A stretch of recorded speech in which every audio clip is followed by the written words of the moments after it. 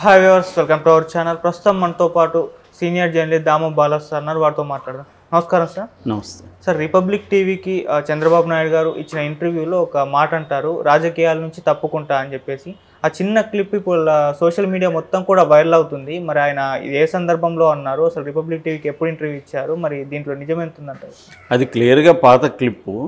అయితే ఆయన అన్నది వాస్తవమే.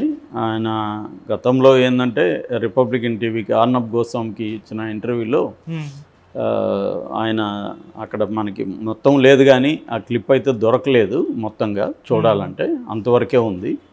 అందులో ఏముందంటే ఆయన అడుగుతున్నాడు, మీరు రెఫరెండం మీకు వ్యతిరేకంగా వస్తే మీరు రాజకీయాల నుంచి విరమిస్తున్నారనేది ఊరికే డ్రామాటిక్ ఎఫెక్ట్ కోసం చెప్తున్నారా, నిజంగానే సిన్సియర్గా చెప్తున్నారా అని అడుగుతున్నాడు.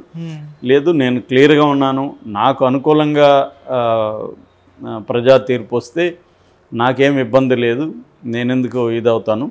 కానీ నా వైసీపీ ఇదే కరెక్టు, వైసీపీ అనేది కానీ వైసీపీ అభిప్రాయాన్ని సపోర్ట్ చేస్తే జనం, నేను ఖచ్చితంగా రాజకీయాల నుంచి తప్పుకుంటాను అనేది క్లియర్గా అన్నాడు.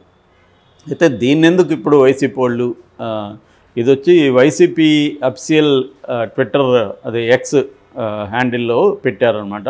దాంతో వైసీపీ వాళ్ళందరూ వైరల్ చేస్తున్నారు. అది ఇంకా తటస్థ మీడియా కూడా దీంట్లో కొంత సెన్సేషన్ ఉందన్నట్టుగా, చంద్రబాబు రాజకీయాలను తప్పుకుంటున్నాడు అన్నట్టుగా టైటిల్స్ పెట్టి చేస్తున్నారు. నిజానికి ఆయన రాజకీయాల నుంచి తప్పుకుంటాననేది ఆ కాంటెక్స్ట్ని మనం దృష్టిలో పెట్టుకొని చూడాలి.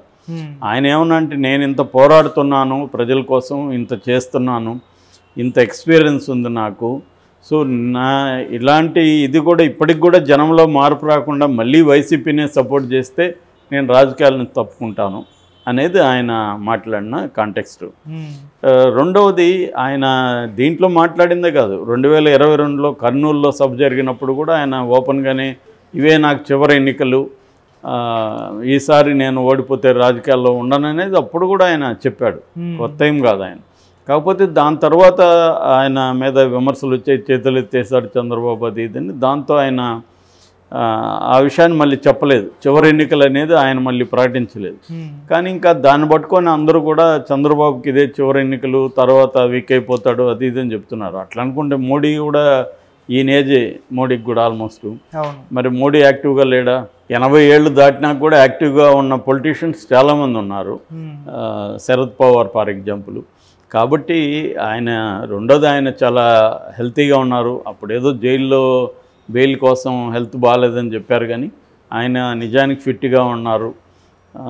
ఆయన నేను గతంలో కూడా చెప్పిన very highly disciplined life style ఉంటుంది ఆయన. ఫుడ్ కూడా ఏ టెంపరేచర్లో ఎంతసేపు వెయిట్ చేయాలి అనేది ఒక సిస్టమేటిక్గా ఒక డైటీషియన్ ఆధ్వర్యంలో జరుగుతుంది ఆయనకి. సిస్టమేటిక్గా ఆయన ఫుడ్ కానీ యోగా చేయడం కానీ ఇవన్నీ చాలా పాటిస్తారు. ధ్యానం, మెడిటేషన్ కానీ ఇవన్నీ. అందుకని ఆయన బాగా యాక్టివ్గా ఉన్నారు యాక్చువల్గా. సో కాబట్టి ఆయన ఇంకొక 5 ఏళ్ళు తర్వాత వీక్ అయిపోతాడు అనేది కూడా అబద్ధం. ఇవాళ నిన్ననే నేను ఒక రిపోర్ట్ చదివాను, వరల్డ్ వైడ్గా ట్రెండ్ మారింది. 80 ఇయర్స్ వచ్చిన తర్వాతే ఓల్డ్ మ్యాన్ అనాలి అనేది కూడా అంటున్నారు సైంటిస్టులు. 80 ఇయర్ వరకు కూడా ఓల్డ్ అనకూడదని.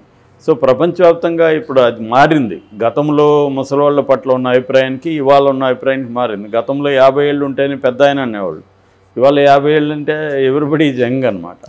సో కాబట్టి మనం చూస్తున్నాం ఇప్పుడు చిరంజీవి కానీ కమల్ హాసన్ లాంటి వాళ్ళు కానీ వెరీ యాక్టివ్గా ఉన్నారు, 65 అట్లా వచ్చి. కాబట్టి ఆయనకి ఏదో నెక్స్ట్ 5 ఏళ్లలో కూడా ఆయన ఏజ్ అయిపోతుంది అనేది కూడా అబద్ధం. రెండోది, ఆయన మెంటలీ వెరీ స్ట్రాంగ్ ఫిజికలీ కంటే కూడా. కాబట్టి ఆయన నాకు తెలిసి పోరాడుతూనే ఉంటారు, ఆయన ఏమి రాజకీయాల నుంచి వెళ్ళరు. ఒక్కో కాంటెక్స్లో అలా చెప్పడం అంటే, మీరు నన్ను గెలిపించకపోతే నేను ఇంక రాను, వేస్ట్ కదా ఇంత చెప్పి కూడా అనే ఒక కాంటెక్స్లో మాట్లాడతారు.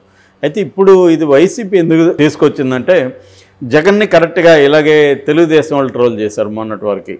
అదేంటంటే, జగన్ అక్కడ ఇండియా టుడే ఎడ్యుకేషన్ సమ్మిట్లో తిరుపతిలో మాట్లాడుతూ, నేను ఈ 5 ఏళ్లలో అన్ని రంగాల్లో బాగా చేశాను, నాకు సంతృప్తిగా ఉంది, ఐఎమ్ కంప్లీట్లీ సాటిస్ఫైడ్, ఇప్పటికిప్పుడు దిగిపోవాల్సి వచ్చినా హ్యాపీగా దిగిపోతాను అనేది అతను చెప్పిన కాంటెక్స్ట్.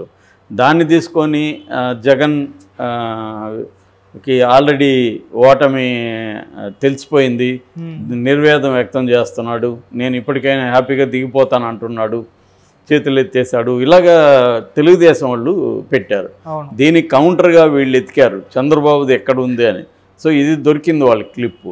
దాంతో వీళ్ళు చంద్రబాబు రాజకీయాల నుంచి రిటైర్డ్ అవుతారని ఆయనే చెప్పినట్టు చూడండి అని వీళ్ళు పెడుతున్నారు. ఇదంతా పొలిటికల్గా ఒకరి మీద ఒకరు ప్రచారం కోసం తప్ప దీంట్లో నిజాలు ఏమి లేవు. జగన్ ఏమి రాజకీయాల నుంచి వెళ్ళిపోడు, ఆయన ఏమి దిగిపోడు, ఫైట్ చేస్తాడు. దిగిపోడు అయితే ఎందుకు ఫైట్ చేస్తున్నాడు, ఎందుకు చంద్రబాబుని జైల్లో పెడతాడు, అతను అన్న కాంటెక్స్ట్ ఏమిటో నాకు అంత సాటిస్ఫాక్షన్ ఉంది. హైలైట్ వచ్చి సాటిస్ఫాక్షన్ తప్ప రిటైర్మెంట్ కాదు. ఇప్పటికిప్పుడు చాలామంది అంటారు ఇప్పటికిప్పుడు నేను చచ్చిపోయినా నాకేమి లైఫ్లో నేను అన్నీ సాధించాను, ఇప్పటికిప్పుడు చచ్చిపోయినా నాకేం కొరత లేదంటే అర్థం ఏమి చచ్చిపోతాడని, ఆయన ఆత్మహత్య చేసుకోపోతాడని కాదు కదా. అంటే అర్థం ఏంటంటే నేను సాధించాను అనేది హైలైట్ చేయాలి నిజానికి. కానీ మన మీడియా ఏంటంటే ఎవరికి ఇష్టం వచ్చినట్టు వాళ్ళు దాన్ని తీసుకుంటారు.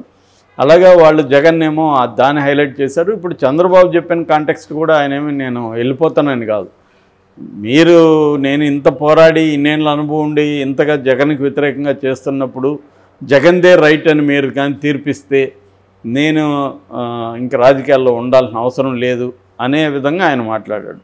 సో ఆయన మాట్లాడింది ఆ పార్ట్ కాదు ఇంపార్టెంట్, పీపుల్ జగన్ని సపోర్ట్ చేయడం అనేది చేయకూడదు అన్నది ఆయన ఉద్దేశం. దానికి ఇంపార్టెన్స్ ఇవ్వాలి తప్ప ఆయన ఏదో వెళ్ళిపోతాడని కాదు. రెండోది చాలామంది ఇప్పుడు మనం రామ్ గోపాల్ వర్మ నేను తెలుగు సినిమాలు తీనని అనేకసార్లు ప్రకటించాడు, మళ్ళీ తీస్తున్నాడు. కాబట్టి ఆ కాంటెక్స్ట్లో వాళ్ళు మాట్లాడే పద్ధతి మారుతుంది కాంటెక్స్ని బట్టి.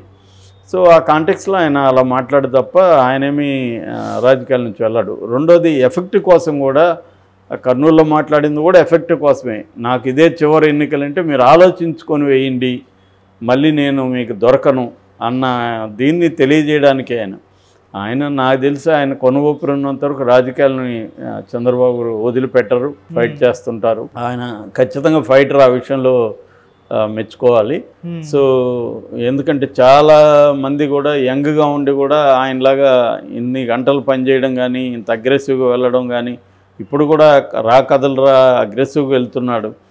సో ఇంత అగ్రెసివ్గా వెళ్తున్న వ్యక్తి రాజకీయాల నుంచి విరమిస్తాడంటే అది ఎవరు కూడా నమ్మే పరిస్థితి లేదు.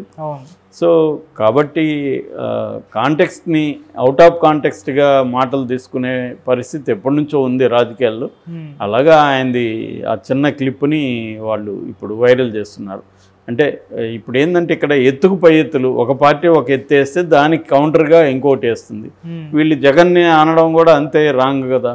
సో దానికి ఆపోజిట్గా వాళ్ళు చంద్రబాబుని మావాడే కదా మేవాడు కూడా అన్నాడు చూడు ఇక్కడ అని చెప్పడం. సో చెప్పి ఇంక ఈయన పని అయిపోయింది, రాజకీయాల్లో ఇంకా ఉండడు చంద్రబాబు అన్న ఒక ప్రచారాన్ని తీసుకురావడం. అంటే ముందు నుంచి కూడా వైసీపీ ఏంటంటే చంద్రబాబుకు వయసు అయిపోయింది, లోకేష్ ఏమో ఇంకా నాయకుడిగా పూర్తి స్థాయిలో ప్రిపేర్ అవ్వలేదు, కాబట్టి తెలుగుదేశం పని అయిపోయింది, కాబట్టి తెలుగుదేశానికి ఓటేస్తే మీరు ఆయనకి ఇప్పటికే ఏం మాట్లాడుతున్నాడో తెలియదు చంద్రబాబు, ఆయనకి ఏజ్ అయిపోయింది, కాబట్టి యంగ్గా ఉండి డైనమిక్గా ఉన్నాడు, జగన్కి ఓటేయండి అన్న ఒక నెరేటివ్ని వీళ్ళు తీసుకెళ్తున్నారు. నిజానికి ఇక్కడ ఏజ్ అనేది ఫ్యాక్టర్ కాదు, కానీ ఏజ్ని కూడా ఫ్యాక్టర్ని చేస్తూ తీసుకెళ్తున్నాడు. జైల్లో కొంతవరకు చంద్రబాబు జైలుకి వెళ్ళిన తర్వాత ఇది వైసీపీ వాళ్ళకి కొంత ఉపయోగపడింది ఈ ఆస్పెక్ట్. అంటే చంద్రబాబుకి హెల్త్ బాగాలేదనేది వీళ్ళే చెప్పారు, ఆయనకి ఏ పాత జబ్బులు ఏమేమి ఉన్నాయి, హార్ట్ ప్రాబ్లం ఉంది, ఆయనకి స్కిన్ అలర్జీలు ఉన్నాయి, ఇలాంటివి అన్నీ వీళ్ళే బయటికి తీసుకొచ్చారు. కాబట్టి